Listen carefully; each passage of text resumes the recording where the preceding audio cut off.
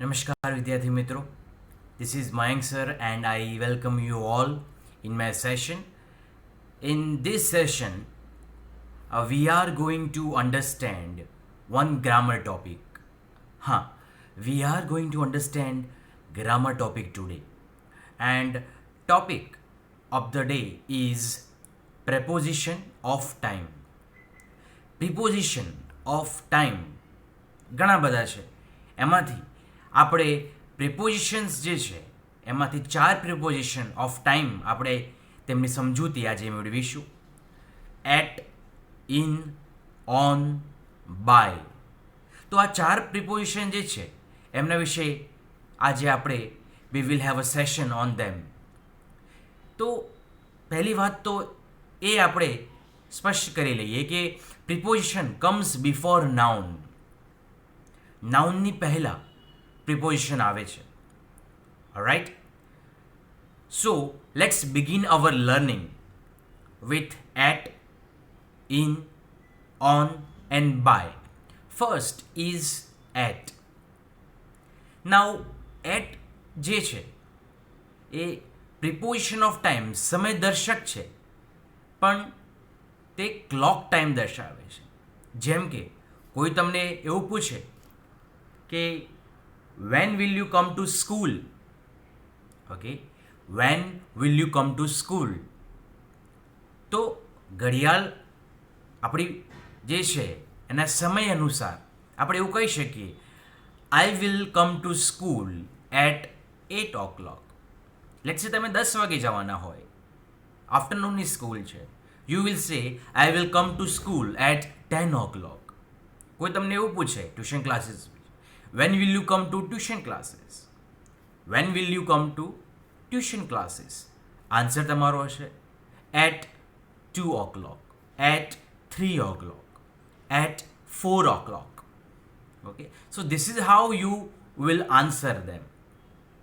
તમારો જવાબ જે છે એટ પ્લસ ક્લોક ટાઈમ તમે આપી શકો છો. જો તમારે ક્લોક ટાઈમ દર્શાવવો હોય 1 વાગે, 2 વાગે, 3 વાગે, 4, 5 સમય, તમારે ઘડિયાળનો સમય તમારે દર્શાવો કે હું 5 વાગે આવીશ, 6 વાગે આવીશ, 7 વાગે આવીશ, એટ પ્લસ ક્લોક ટાઈમ. એવી જ રીતે કોઈ તમને એવું પૂછે when will you come to meet me, તમે મને ક્યારે મળવા આવશો? તમે નક્કી કર્યું છે એ દિવસે કે તમે સાંજે 5 વાગે મળશો, તો તમે એવું કહેશો આઈ વિલ કમ એટ 5 o'clock, હું 5 વાગે આવીશ.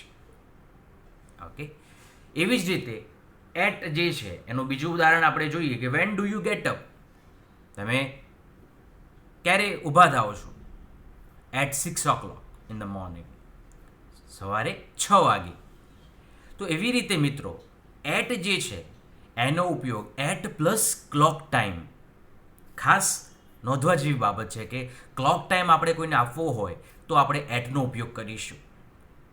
એવી જ રીતે સેકન્ડ પ્રિપોઝિશન જે છે જેના વિશે આપણે માહિતી મેળવીશું તે છે on. On plus days of the week. આપણને સૌને ખબર છે કે days of the week Monday, Tuesday, Wednesday, Thursday, Friday, Saturday and Sunday. તો ડેઝ ઓફ ધ વીક એ છે, અને ડેઝ ઓફ ધ વીક દરમિયાન જો આપણું કમ્યુનિકેશન હોય, ઉદાહરણ તરીકે van will you finish your work, તમે તમારું કામ ક્યારે પૂરું કરશો?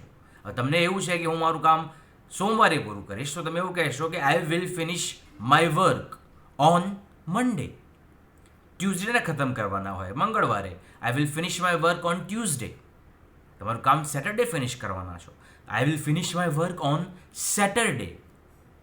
તો ડેઝની જ્યારે વાત હોય, ડેઝમાં તમારે જ્યારે જવાબ આપવાનો હોય કે ભાઈ મારું કામ હું સોમવારે કરીશ, બુધવારે કરીશ, રવિવારે કરીશ, so I will finish my work on Monday, I will finish my work on Thursday, I will finish my work on Saturday. તો એવી રીતે on plus days of the week આવી શકે. એવી જ રીતે ઓન પ્લસ ડેટ્સ. ઘણીવાર એવું હોય કે તમને પ્રશ્ન પૂછવામાં આવે જેની અંદર તમારે જવાબ તારીખમાં આપવાનો હોય કે એ તારીખે તમે એ કામ પૂરું કરશો, કે તારીખે તમારું જે તે કાર્ય પૂર્ણ થશે. Van will you join classes, તમે ક્લાસીસ ક્યારે જોઈન કરશો? તો ત્યાં આગળ ડેટ છે કે જેમ કે 1st January, 2nd January, 3rd January. Okay, current month is September, 1st September, 10th of September. હું મારા ક્લાસીસ, કદાચ તમારા ક્લાસીસ તમે 15 તારીખે જોઈન કરવાના હોય, I will join my classes on 15th September. I will join my classes on 20th September. When will you join your school?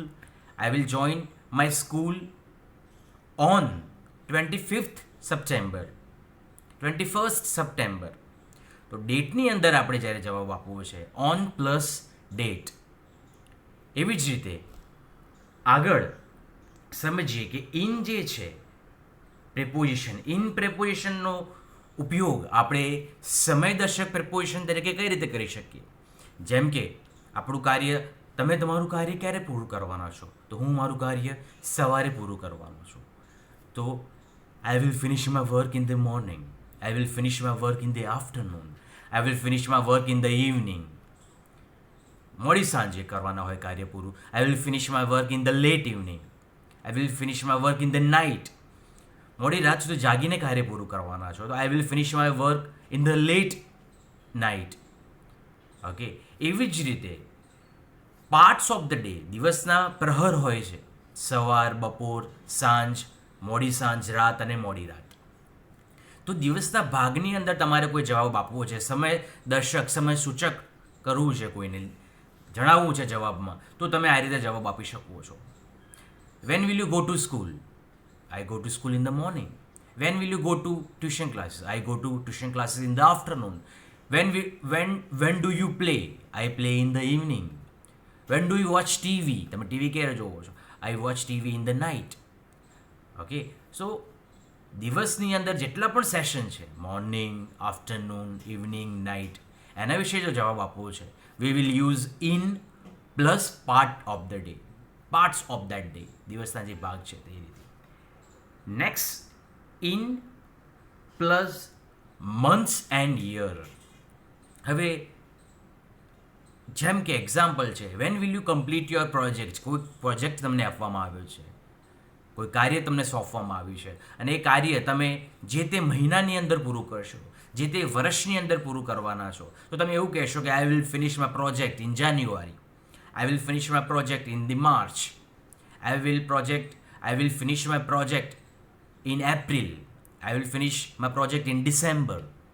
તો મહિનામાં એ રીતે જવાબ આપીશું. And years, I will finish my project in 2021, I will finish my project in 2022, I will finish. કોઈ project લાંબો ચાલતો હોય, okay, નોકરિયાત વર્ગની અંદર, એન્જિનિયરિંગ વર્ગની અંદર એવું હોય છે કે લેટ્સ સે કે એ પ્રોજેક્ટ જે છે, એ પ્રોજેક્ટ રોડનું કન્સ્ટ્રક્શનનું કામ છે, લેટ્સ સે કે ઇટ ટેક્સ 2 years, 3 years, તો તમે એવું કહી શકો કે I will finish my project in 2023. 3 વર્ષમાં પૂરું કરવાના હોય તો. એવી જ રીતે કોઈ તમને એવું પૂછે, when will you get your certificate? તમે 12મા ધોરણમાં છો 2020માં, તમારું સર્ટિફિકેટ તમને મળશે 2021ની અંદર. I will get my certificate in 2021. Okay, તો ત્યાં પ્રિપોઝિશન ઇન વાપરીશું, ઇન 2021, ઇન 2022, 2023. તો ઇનનો ઉપયોગ આપણે એવી રીતે કરીશું. શરૂઆત આપણે એટથી કરી કે એટનો કઈ રીતે ઉપયોગ કરી શકાય. એવી જ રીતે આપણે ઓનનો ઉપયોગ શીખ્યા, ઇનનો ઉપયોગ શીખ્યા. હવે નેક્સ્ટ જે છે એ છે બાય પ્લસ અ ડેડલાઇન. કોઈ પણ કાર્ય પૂરું કરવા માટેની એક સીમા હોય છે, અંત સમય, કોઈ પણ કાર્યના અંતમાં, કે આ તારીખ પહેલાં કે આ સમય પહેલાં, આ વર્ષ પહેલાં હું આ કાર્ય પૂરું કરી દઈશ. ડેડલાઇન, અંતિમ સીમા, કે આ અંતિમ સીમામાં પહેલાં હું મારું કાર્ય પૂરું કરી દઈશ. Let's take one example. જેવી રીતે અત્યારે કોરોના જે મહામારી ચાલી રહી છે એને લઈને જો કદાચ કોઈ વાત હોય, we hope to have corona vaccine by 2021. By 2021 સુધી કોરોનાની રસી આવી જશે. લેટ્સ સે કોરોનાની રસી 2020 જે છે એના એન્ડમાં આવવાની હોય, તો એવું કહી શકાય we hope to have corona vaccine by end of the year 2020. End of the year, ચાલુ વર્ષ છે, એન્ડ ઓફ ધ યર 2022. એવી જ રીતે we hope to beat corona by the end of 2020. 2020ના અંત સુધીમાં તો આપણે કોરોનાને હરાવી જ લઈશું. ડેડલાઇન છે, ઓકે, એની ફિનિશ લાઇન છે કે આ ફિનિશ લાઇન પહેલાં આ કાર્ય પૂરું થઈ જશે. જેમ કે તમને કદાચ કોઈને કોઈ કાર્ય સોંપ્યું હોય, એ કાર્ય તમે મંગળવારે કે બુધવારે ગમે ત્યારે પૂરું કરવાના હોય, તમે એવું કહી શકો કે I will finish my work by Tuesday. તમે બુધવાર સુધીમાં કાર્ય પૂરું કરવાના છો. I will finish my work by Wednesday. Let's say એ કામ થોડું લાંબુ ચાલશે, તમે એવું કહી શકો છો I will finish my work by January. I will finish my work by September. I will finish my work by November. કામ થોડું વધારે ચાલશે, તમને એવું લાગે છે કે ડિસેમ્બરમાં કામ પૂરું થશે, તમે એવું કહી શકો કે I will finish my work by December. Okay, એવી જ રીતે next example, I am expected to finish my task by late evening. તમે કોઈ કાર્ય તમને આજે સોંપવામાં આવ્યું છે અને આજે જ તમારે એ કાર્ય કદાચ બપોરે પૂરું થઈ જાય, તમે એવું કહી શકો કે I am expected to finish my work by afternoon. I am expected to finish my work by evening. સાંજ સુધીમાં કદાચ તે કાર્ય પૂરું કરવાના હોય તો રાત સુધીમાં તમે તે કાર્ય પૂરું કરશો, તમે એવું કહેશો કે I will finish my work by night. I will finish my work by late night. તો મિત્રો, પ્રિપોઝિશન જે છે કે જેમનો ઉપયોગ આપણે નાઉનની પહેલાં કરીએ છીએ, એમાં આપણે એટ, ઇન, ઓન અને બાય, આ જે પ્રિપોઝિશન, જે સમયદર્શક પ્રિપોઝિશન જે છે, એમનો ઉપયોગ અને એમની સમજણ ઉદાહરણ સાથે મેળવી. I hope all of you must have got some idea about preposition of time. Preposition of time નો ઉપયોગ કઈ રીતે કરવો તેના વિશે થોડો ઘણી સમજણ આપણે આવી હશે. To understand this topic, આ ટોપિક સમજવા માટે keep watching this video again and again and do revision. Okay, I don't think so okay, without revision you can learn any grammar topic properly. Thank you very much for your patience. Thanks a lot. Jai Hind. Om Namah Shivaya.